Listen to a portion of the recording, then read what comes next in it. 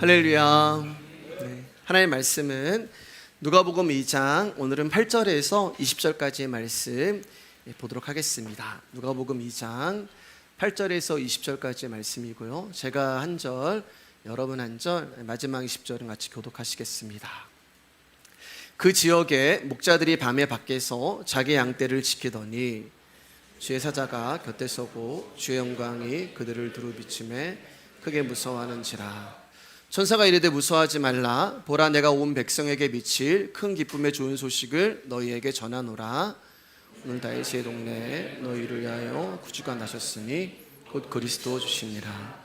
너희가 가서 강보에 쌓여 구유에 누워 있는 아기를 보리니 이것이 너희에게 표적이니라 하더니 호련히 수많은 천군이 그 천사와 함께 하나님을 찬송하여 이르되 지극히 높은 곳에서는 하나님께 영광이요 땅에서는 하나님이 기뻐하신 사람들 중에 평화로다 하니라. 천사들이 떠나 하늘로 올라가니 목자가 서로 말하되 이제 베들레헴으로 가서 주께서 우리에게 알리신 바 이 이루어진 일을 보자 하고 빨리 가서 마리아와 요셉과 구유에 누인 아기를 찾아서 보고 천사가 자기들에게 이 아기에게 대하여 말한 것을 전하니 듣는 자가 다 목자들이 그들에게 말한 것들을 놀랍게 여기되 마리아는 이 모든 말을 마음에 새기어 생각하느니라. 같이 읽겠습니다. 목자들은 자기들에게 이르던 바와 같이 듣고 본 그 모든 것으로 인하여 하나님께 영광을 돌리고 찬송하며 돌아가니라. 아멘. 말씀의 제목 읽어보겠습니다. 시작. 우리가 할 수 있는 것은 듣고 보는 것입니다.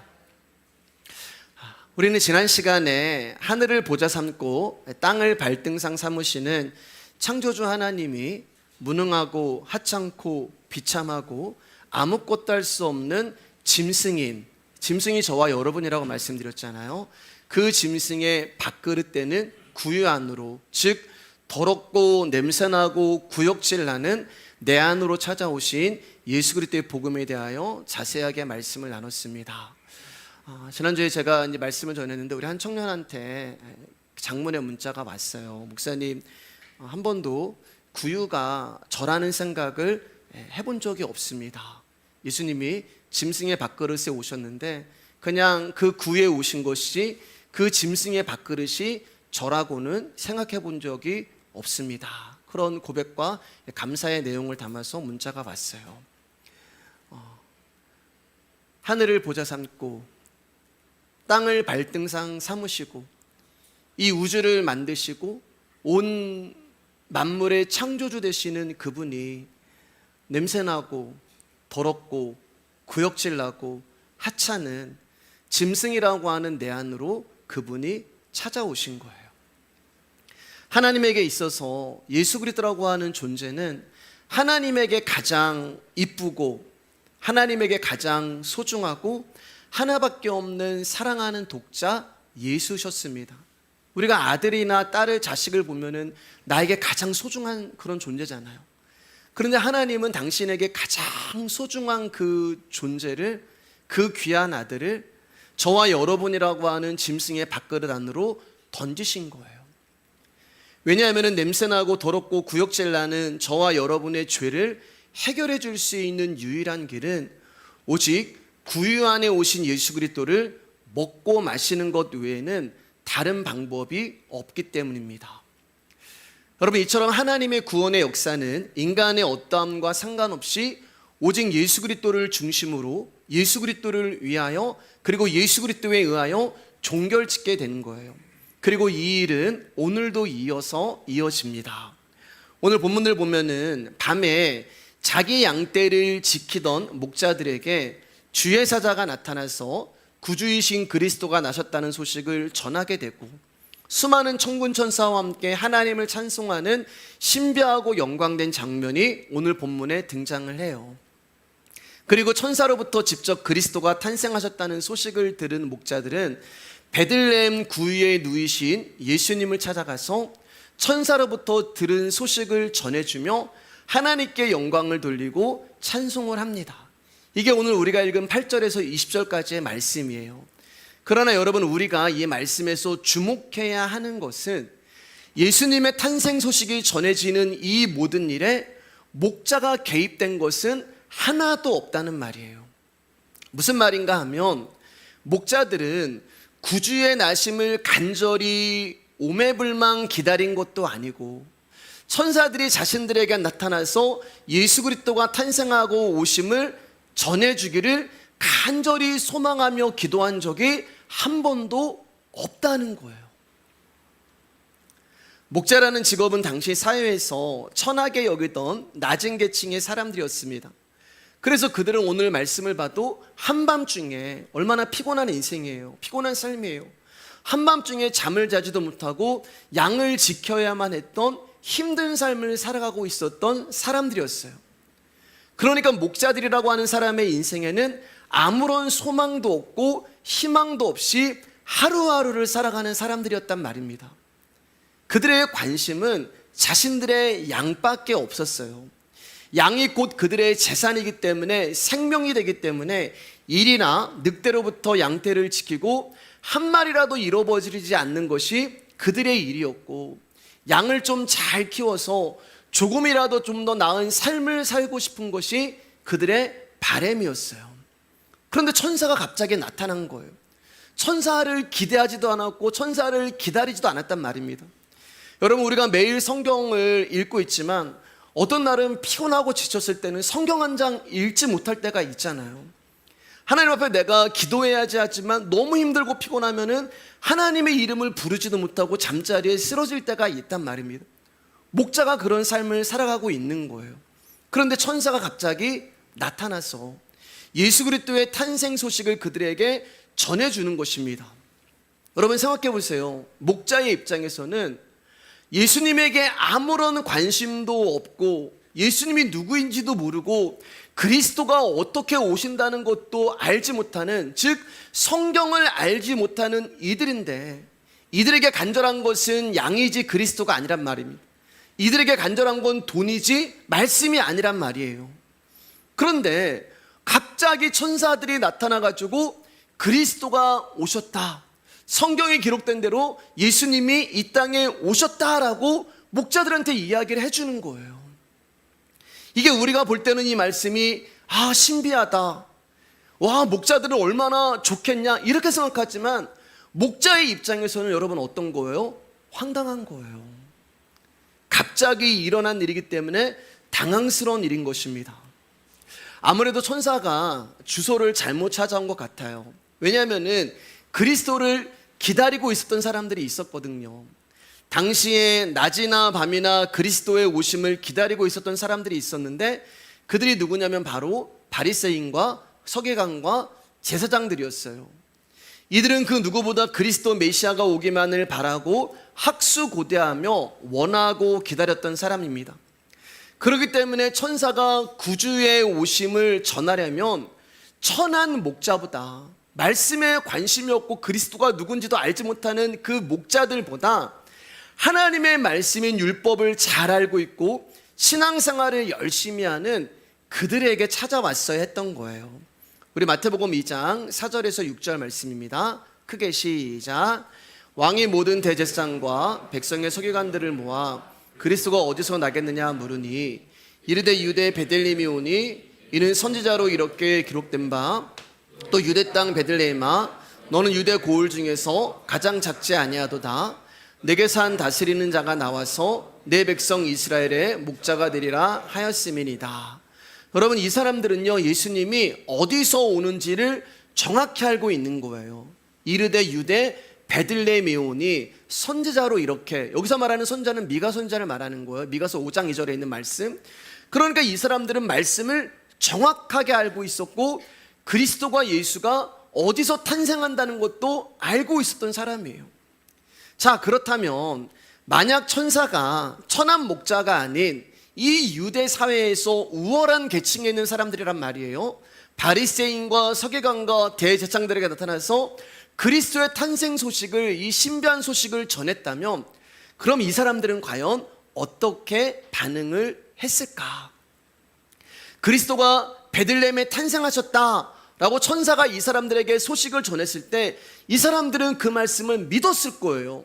왜냐하면 말씀에 베들레헴에 예수님이 오신다고 기록되어 있었던 것을 이 사람들이 알고 있었기 때문이죠. 그리고 천사의 소식을 듣자마자 분명 이 사람들은 베들레헴에 달려갔을 것입니다. 그런데 그들이 베들레헴에 갔을 때 큰 궁궐도 아니고 좋은 호텔도 아니고 호화 리조트가 아니고 그 사관이라고 하는 여관의 방도 아닌 짐승의 밥그릇에 누워있는 아기를 보았을 때 여러분, 과연 이 사람들이 그 아기를 보고 그리스도다라고 인정을 했을까요? 제 생각에는 글쎄요입니다. 제 생각엔 조금 더 말씀드리면 아니라는 거예요. 왜냐하면 이들이 기다리고 기대하는 그리스도의 모습은 자신들을 로마의 식민지에서 벗어나게 해줄 정치적으로, 군사적으로, 경제적으로 강력한 힘을 가지고 있는 영웅 중에 영웅이어야 했던 거예요. 그런데 가서 봤을 때 짐승에서 우리에서 태어나고 짐승의 구에 누워있는 초라한 아기가 그리스도야. 그 사람들에게는 안 되는 거예요. 그런 아기가 그리스도면 안 되는 거예요. 그래서 이 사람들이 나중에 예수 그리스도를 십자가에 못 박은 것입니다. 여러분, 이들은 하나님의 말씀을 잘 알고 있는 사람이었어요. 심지어 성경을 연구하며 그리스도의 나심이 어디서 탄생하는지도 정확하게 알고 있었던 사람들입니다. 또한 남들에게 둘째가라면 서러울 정도로 신앙생활에 본이 되는 사람들이었어요. 그런데 지금 기록된 말씀이 자신의 눈앞에서 이루어지고 있음에도 불구하고 그 말씀을 믿지 않는다는 거예요. 그러니까 여러분, 중요합니다. 내가 주님을 아는 것은 중요한 게 아니에요. 나 예수님 알아. 나 하나님 알아. 여러분, 이 말은 내가 모태신앙이고 내가 수십 년 예수를 믿었고 내가 직분이 뭐고 이런 것들은 하나도 중요한 것이 아니란 말이에요. 왜냐하면 그것은 어쩌면 나의 지식적인 알미기 때문에 그래요. 여러분, 내가 지식적으로 깨닫는 알면 중요하지 않아요.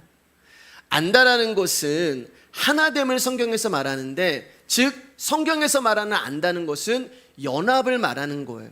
그러니까 내가 나의 지혜로 깨달아서 아는 것이 아니라 하나님의 지혜, 즉 그분의 계시가 나를 찾아와서 내 심령에 생명이 되었을 때 그 계시의 말씀이 내 안에서 나와 하나가 되고 일치가 되는 것을 안다라고 얘기하는 거예요. 그래서 예수 그리스도가 내 안으로 찾아오신 거예요. 나와 하나가 되어주시기 위해서. 나의 지식으로 깨닫는 게 아니라 내 안에 계시는 그분의 지혜로 깨닫게 하시기 위하여서 예수 그리스도가 내 안으로 찾아오신 거예요. 그러니까 여러분, 이 말은 하나님의 계시의 말씀이 내 안에 오시기 전까지 내가 예수를 아는 것은 전부 나의 슬기고 나의 지식이라는 거예요. 그것은 아는 것이 아니고 보는 것도 아니고 깨닫는 것도 아닙니다. 그저 나의 지식과 나의 지혜와 나의 확신에 머물고 있는 것뿐이에요. 여러분, 예수의 생명이 내 안에 들어와 나와 하나가 되고 연합이 되었다는 것은 나의 존재 안으로 그 말씀이 들어오셔서 나의 본능이 되었다는 거예요. 그러니까 내가 아는 게 아니라 본능이 아는 거예요. 우리 본능적으로 이런 말 하잖아요. 우리 본능적으로 내가 그 자리를 피했어. 내가 본능적으로 알아. 그것처럼 말씀이 내 안에서 본능이 되어주신 거예요. 그 말씀이 믿어지는 거예요. 그 말씀에 나는 아멘이 되는 거예요. 내 안에 찾아온 말씀이라고 하는 존재가 나의 본능이 되어서 나를 움직이고 나를 이끌어가고 나를 변하게 하는 것입니다. 우리 그런 말 잘하잖아요. 그게 사람의 본능이야. 이게 무슨 뜻이냐면 어쩔 수 없어, 그런 뜻이 되는 거예요. 그러니까 말씀이 나라는 존재와 하나가 되어 본능이 된다는 것은 그 말씀이 내 안에서 나의 삶을, 나의 인생을 움직여가는 거예요. 선하신 그분이 나랑 연합이 되어 버리니까 본능적으로 내 안에서 선한 일이 나오는 것이고, 용서의 그분이 나와 연합이 되어 본능이 되어 버리니까 나는 정말 용서할 수 없는데 내 안에 있는 그분이 용서하게 하시는 것이고, 그러니까 그 말씀이 내 안에서 나를 움직이고 나를 이끌고 나를 살게 하시는 것입니다. 그렇기 때문에 제가 수도 없이 말씀드렸지만 복음은 나로부터 출발을 하는 것이 아니라 내 삶의 대상이 내 안에 오셔서 출발을 해주셔야 하는 거예요. 그래서 오늘 목자에게 복음이 찾아간 것입니다. 자, 그러면 우리 안에 이런 의문이 드는 거예요. 그럼 복음은 목자들처럼 별 볼 일 없고 초라한 사람들에게만 임하시는 건가? 아니죠. 아기 예수가 그리스도이심을 믿게 된 것은 인간의 환경이나 처지와 상관이 없습니다. 낮은 계층의 사람이기 때문에 낮은 자리에 오신 예수님을 구주로 믿을 수가 있다면 결국 예수님을 믿기 위해서는 우리는 전부가 낮은 자리, 초라한 사람이 되어야 한다는 뜻이 되는 거예요. 그렇지 않습니다. 여러분, 이 세상에는 예수님이 어떤 분이시며 그분이 어떤 일을 위해 이 땅에 그리스도로 오셨는가를 알 수 있는 사람이 한 사람도 없어요. 목자도 모르고 바리새인들과 서기관과 제사장들도 몰라요. 예수님이 이 땅에 오셨을 때 야, 이분이 예수 그리스도야 라고 알아볼 수 있는 사람이 한 명도 없다는 거예요. 예를 들어서 하나님의 아들이 지금 우리 가운데 계신데 이분이 하나님의 아들이라고 볼 수 있는 눈이 이 세상에는 한 명도 그 눈을 가진 사람이 없다는 말이에요. 그렇기 때문에 목자가 무언가 대단해서 예수 그리스도를 알아본 거야. 목자가 뭔가 대단해서 예수님이 그에게 찾아온 거야. 그렇지 않다는 말입니다. 조금 전에 말씀드렸듯이 목자들은 예수님을 기다리던 자들이 아니었어요. 그들은 자기 먹기 살기 바빠서 예수님께 관심을 들 상황도 처지도 안 되는 사람들이었단 말입니다. 그런데 여러분, 어떻게 그들이 천사의 말을 듣고 베들레헴으로 가서 구유에 누인 아이를 그리스도로 알아보고 하나님께 영광을 돌리고 찬송을 하게 되었냐는 거예요. 그것은 여러분, 하나님이 그들을 찾아가셨고 그들 안으로 개입하셨기 때문에 그렇습니다. 그러니까 하나님이 찾아가셔서 당신을 계시한 자들만, 그 사람들만 예수 그리스도를 하나님의 아들로 볼 수가 있는 거예요. 그 계시가 뭐예요? 믿음이란 말입니다. 그 계시가 뭐예요? 말씀이라는 거예요. 그러니까 하나님이 찾아가셔서 말씀을 준 사람들만, 하나님이 찾아가셔서 믿음을 준 사람들만 예수 그리스도가 누구인가를 알아볼 수 있게 된 거예요. 그래서 바리새인과 서기관과 제사장들은 예수님을 알아볼 수 없었던 것이고 예수님이 찾아간 목자들만 예수님을 알아볼 수 있었던 것입니다. 그래서 복음은 나로부터 출발을 하는 것이 아니라 내 삶의 대상이 내 안에 오셔서 출발을 해주시는 것이 복음이라는 거예요. 자, 그러면 여러분, 또 이런 의문이 들어요. 그러면 복음이 들려지고 복음이 믿어지는 것이 하나님이 개입하신 결과로 나타나는 거라면 목자가 아닌 제사장이나 서기관 같은 사람에게도 개입하셔서 그들에게 동일한 결과를 만들어낼 수 있지 않냐는 것입니다. 여러분, 맞아요. 충분히 그렇게 하실 수도 있습니다. 믿음이 인간에게 달린 문제가 아니라 하나님이 개입하신 결과라면은 대제사장과 서기관 같은 사람에게도 개입하셔서 그들로 하여금 아기 예수 그리스도를 믿게 하셨을 수도 있어요. 자, 그런데 왜 하나님은 그들에게 찾아가시지 아니하시고 왜 굳이 목자라는 존재들을 택해서 그들 가운데 당신을 계시하시고 믿음을 주시고 말씀을 주셨냐는 거예요. 누가복음 2장 8절에서 11절 말씀, 제가 빨간 줄 이렇게 표시해 놓은 거 한번 잘 보시면서 읽어보겠습니다. 시작. 그 지역에 목자들이 밤에 밖에서 자기 양떼를 지키더니, 자, 여기까지 볼게요. 지금 목자들이 여러분 양을 지키고 있는데 어디서 지키고 있어요? 예, 밖에서. 다 땡이에요, 여러분. 밖에서 앞에 뭐라는 단어가 있어요? 밤에. 그러니까 지금 목자들이 있는 곳은 어디라는 얘기예요? 밤이라는 거예요. 밤. 어둠이라는 것입니다. 성경에서 밤, 어둠 이러면은 사망을 말하는 거예요. 자, 어둠에 있는 자들은 뭐가 필요해요? 예, 크게 빛이 필요해요. 자, 9절 말씀입니다. 시작. 주의 사자가 곁에 서고 주의 영광이 그들을 두루 비추매. 비추매. 뭐가 비치는 거예요? 빛이요. 그 빛을 주의 영광이라고 이야기를 합니다. 그러니까 저와 여러분들은 허물과 죄로 죽어있는, 우리 에베소 강해 때 들었잖아요. 그런 자들이란 말이에요. 밤에 있는 자들이에요. 그런 우리 가운데 빛이 찾아오셔서 우리를 비춰주시는 거예요. 이 빛을 구체적으로 10절에서는 이렇게 말씀하십니다. 시작. 천사가 이르되 무서워하지 말라. 보라, 내가 온 백성에게 미칠 큰 기쁨의 좋은 소식을 너희에게 전하노라. 이 빛의 내용이 뭐예요? 큰 기쁨의 좋은 소식을 두 글자로 뭐라고 얘기해요? 복음이에요. 우리에게 복음이 찾아옵니다. 자, 그럼 이 복음의 내용이 뭐냐? 11절입니다. 시작. 오늘 다윗의 동네에 너희를 위하여 구주가 나셨으니 곧 그리스도 주시니라. 예수 그리스도가 복음의 내용이 되는 거예요. 우리가 읽은 이 넉절에 지금 성경 66권이 다 들어가 있는 거예요. 그래서 냄새나고 더럽고 사망이라고 하는 짐승의 구유가 되시는 우리 안으로 예수 그리스도가 복음으로 우리 가운데 찾아오신 것입니다. 여러분, 너무 오랜만에 보는 말씀이지만 다 알고 있는 내용이지만 한 번 더 볼게요. 창세기 1장 2절 3절입니다. 시작. 땅이 혼돈하고 공허하며 흑암이 깊음 위에 있고 하나님의 영은 수면 위에 운행하시니라. 자, 여기까지 다 아시는 내용이죠. 이것은 여러분 천지창조를 말씀하시는 것이 아니라 우리를 말하는 거예요. 우리라고 하는 존재가 어떻게 출발을 하냐? 우리의 출발이 뭐예요? 혼돈이고 공허고 흑암이란 말이에요. 그러니까 다 성경은 똑같은 이야기예요. 이게 구유잖아요. 여러분, 짐승의 밥그릇이잖아요. 혼돈이고 공허고 흑암이고 어둠이고 사망이고 지금 밤에서 양떼를 치는 목자의 모습이고. 자, 그러면 혼돈과 공허와 이 흑암 어둠 가운데 필요한 게 뭐예요? 빛이란 말이에요. 3절 말씀입니다. 시작. 하나님이 이르시되 빛이 있으라 하시니 빛이 있었고. 이게 오늘 누가복음 2장의 내용이 그대로 있는 거잖아요. 그러니까 저와 여러분의 출발은 밤이며 어둠이란 말이에요. 혼돈과 공허와 흑암, 뭘 할 수가 있어요?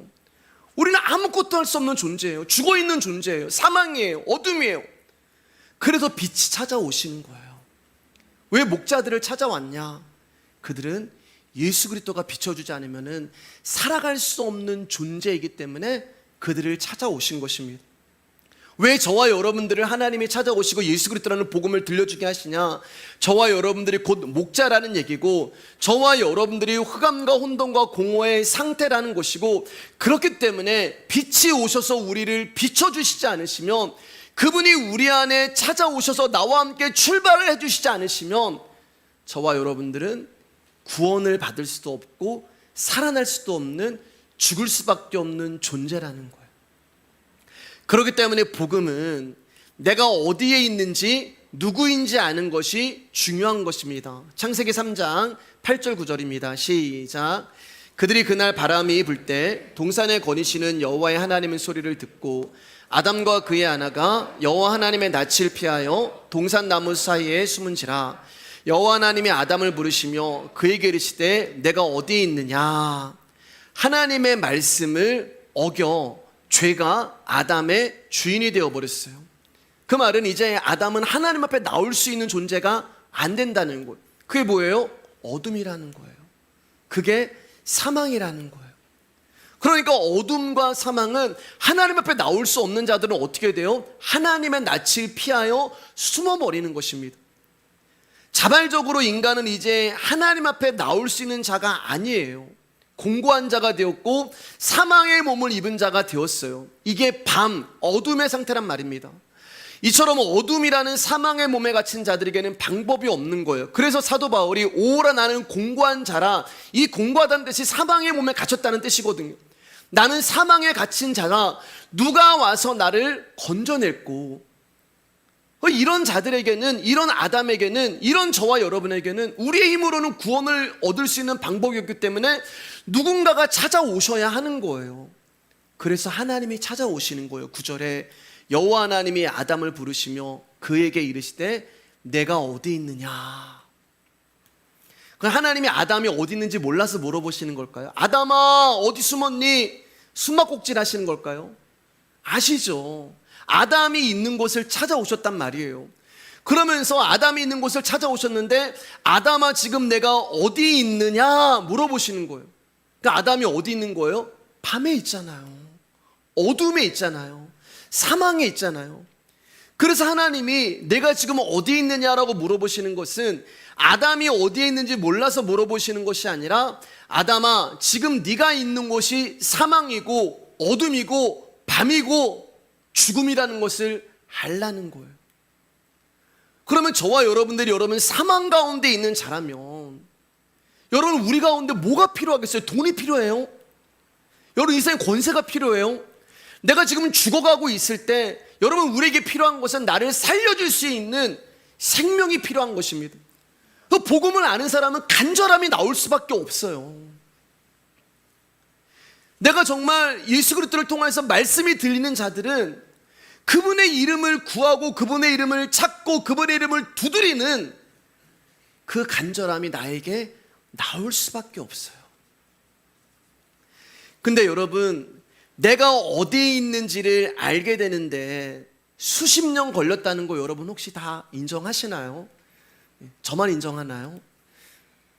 저도 모태신앙으로 지금까지 쭉 왔지만, 여러분 저는 제가 어디에 있는지, 내가 어둠이고 내가 사망이었구나라는 것을 이 깨닫는 시간이 수십 년 걸렸어요.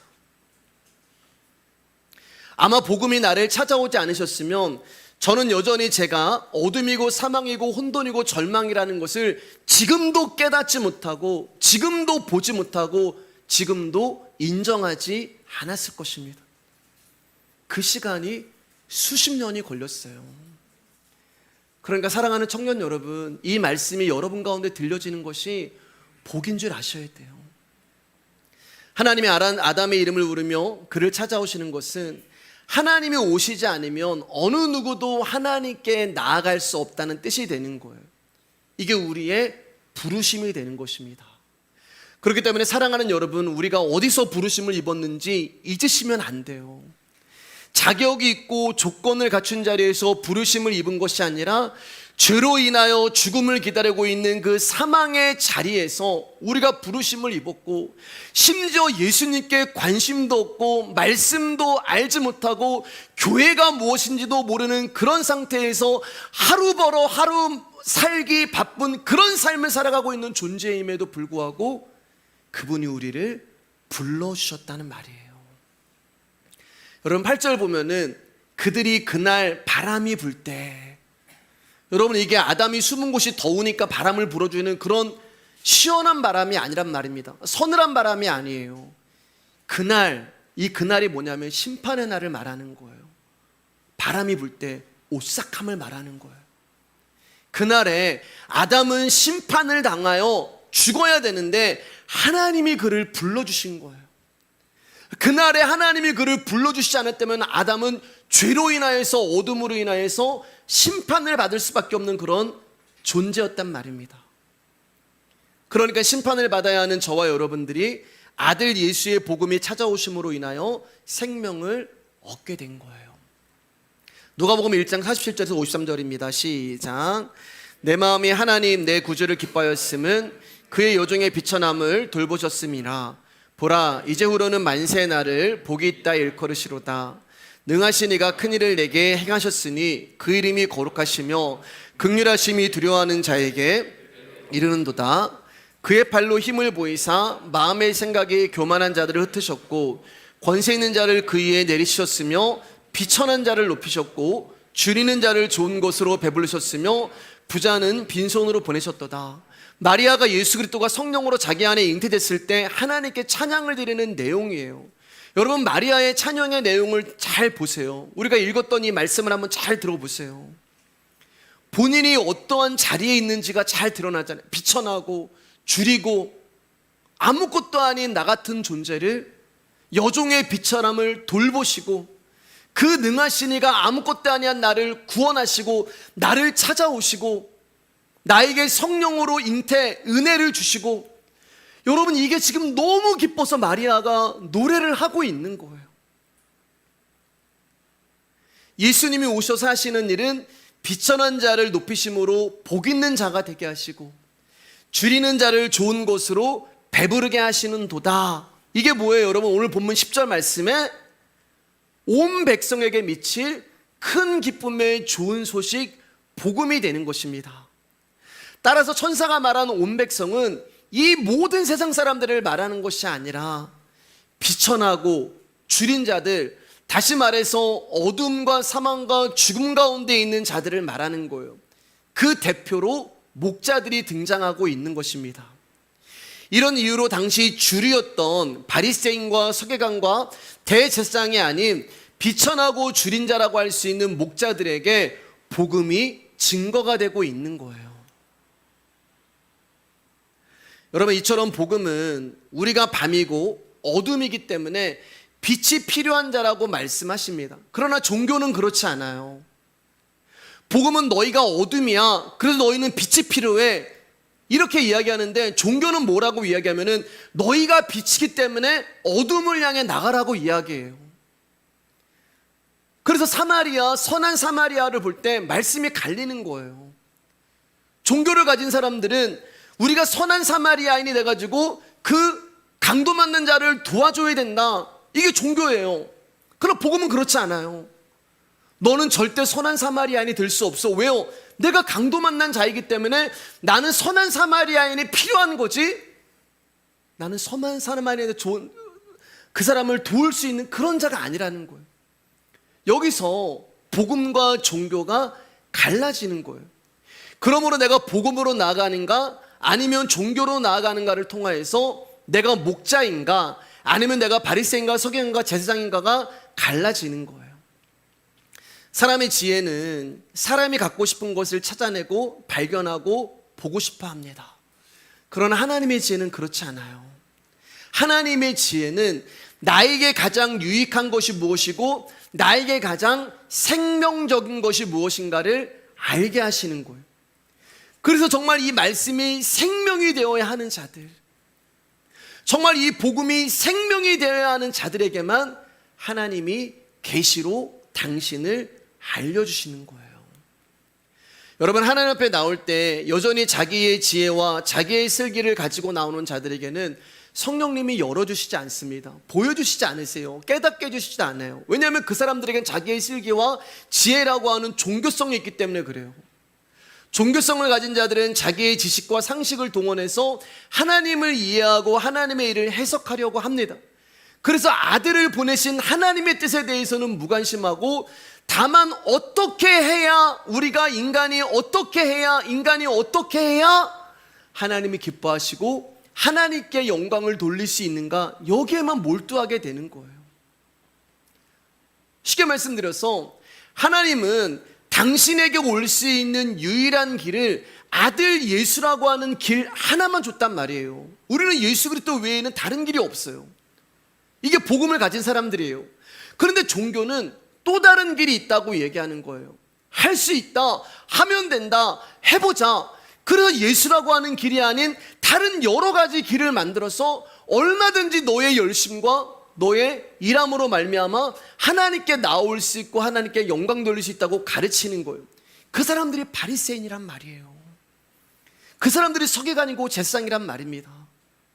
그러니까 여러분, 사람의 지혜는 하나님의 일에 방해물만 돼요. 그 대표적인 사람이 아브라함이잖아요. 여러분, 아브라함이, 하나님이 아브라함 가운데 이삭을 줘서 당신의 언약을 이루는 것 가운데 아브라함이 한 게 뭐가 있어요? 그냥 가만히 있으면 되는 거예요. 내가 너한테 아들 줄 거야. 내가 너한테 열방의 아비로 만들 거야. 내가 너를 열방의 복 받는 사람을 만들 거야. 아들 줄 거야. 그리고 그 말씀이 이루어질 때까지 우리는 기다리면 돼요. 근데 아브라함은 계속 자기가 아들을 만들어내려고 합니다. 하나님 말씀 불순종하고 이스마엘 만들어. 그러니까 결국 사람이라고 하는 존재는 자기의 지혜와 슬기를 가지고 하나님의 일을 방해하는 방해물만 내는 거예요. 이런 사람들에게는 하나님의 생명의 사건이 철저하게 숨겨져서 알 수 없는 비밀로 존재하는 것입니다. 그런데 하나님이 열어주셔야 하는 사람들이 있어요. 하나님이 당신의 말씀을 들리게 해주셔야 하는 사람들이 있습니다. 하나님이 당신을 보여주시고 하나님이 당신을 알게 해주셔야 하는 사람들이 있어요. 하나님이 살려주셔야 하는 사람들이 있습니다. 즉, 하나님이 긍휼히 여겨주시고 도와주시지 않으시면은 아무것도 할 수 없는 자들이 있다는 거예요. 하나님이 함께 해주시지 않으시면은 먹지도 못하고 걷지도 못하고 보지도 못하는 자들이 있다는 거예요. 그들이 바로 비천한 목자들이 되는 저와 여러분이 되는 것입니다. 말씀을 조금씩 정리하겠습니다. 인간은 스스로를 만물의 영장이라고 말하면서 모든 만물 가운데 뛰어난 존재로 인식하고 있지만, 사실 인간의 본질은 저주의 몸으로 태어난 멸망의 자식일 뿐이에요. 다만 이러한 본질을 자아로 무장하고 가린 채 스스로를 높이려 하고 가치 있는 존재로 행세하고 있을 뿐이에요. 그런 인간에게 가장 낮고 연약한 자리에 예수 그리스도가 오신 이유는 사람의 힘으로 가능하지 아니하는 참된 구원을 이루시기 위한 것입니다. 그렇기 때문에 이 일에 대하여 우리가 할 수 있는 일은 구유에 누이신 예수 그리스도를 보면서 하나님의 행하신 구원의 약속이 이루어지고 완성되어지는 것을 바라보는 것 말고는 저와 여러분들이 할 수 있는 것이 아무것도 없어요. 그래서 목자들이 15절에 이렇게 고백을 합니다. 같이 읽겠습니다. 시작.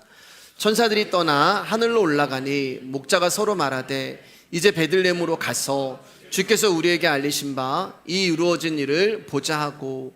여러분, 목자들은 예수님을 위해서 뭐 대단한 일을 하지 않았습니다. 예물을 바친 것도 아니고 그를 경배한 것도 아니고, 다만 목자가 한 것은 천사가 자기에게 전해준 그 말을 들었을 때 그 말대로 가서 예수 그리스도를 본 거예요. 그게 전부예요. 예수님의 나심을 보는 것, 그 말씀을 듣는 것, 이게 목자들이 할 수 있는 전부였습니다. 목자들에게는 그들이 바라고 내세울 만한 것이 없었어요. 자랑삼아 얘기할 업적도 없었습니다. 그래서 그들은 천사가 전한 말씀을 들었고 그 말씀대로 가서 보았던 거예요. 그런데 그 자리가 어떤 자리예요? 하나님의 말씀이 이루어지고 행해지고 있는 놀라운 현장이었단 말입니다. 그것만으로 목자들은 하나님께 찬송하는 거예요. 말씀이 이루어지고 약속이 이루어지고 언약이 완성되어지는 것만으로 목자들은 하나님을 찬송하고 하나님께 영광을 돌리기에 충분했다는 것입니다. 여러분, 우리가 알아야 하는 것은 인간 자체나 인간이 한 일이 하나님께 영광이 되는 것이 아무것도 없다는 거예요. 아무리 저와 여러분들이 큰 일을 한다고 해도 하나님께 돌아갈 영광은 없습니다. 우리가 큰 일을 하든 하지 못하든 분명한 것은 하나님이 계획하신 일과 베풀어지는 은혜 안에서 우리는 살아간다는 거예요. 따라서 우리가 어떤 일을 했다면 그것은 하나님께서 행하신 은혜의 일에 참여된 것이기 때문에 그것만으로 감사하고 그분께 찬송하면 되는 것입니다. 그 말씀이 이루어지는 것만으로 목자들은 하나님께 영광을 돌리고 찬송을 하기에 부족함이 없었던 것입니다. 자, 20절 말씀 읽고 이제 말씀 마치겠습니다. 시작. 목자들은 자기들에게 이르던 바와 같이 듣고 본 그 모든 것으로 인하여 하나님께 영광을 돌리고 찬송하며 돌아가니라. 목자들이 하나님께 뭐 때문에 영광 돌리고 찬송했어요? 듣고 본 것으로 인하여서. 오늘도 저와 여러분들은 예수 그리스도의 복음을 듣습니다. 그리고 이 말씀이 여러분 믿어지는 거예요. 밤이라고 하는 나를 찾아오신 하나님의 복음이 들려지는 거예요.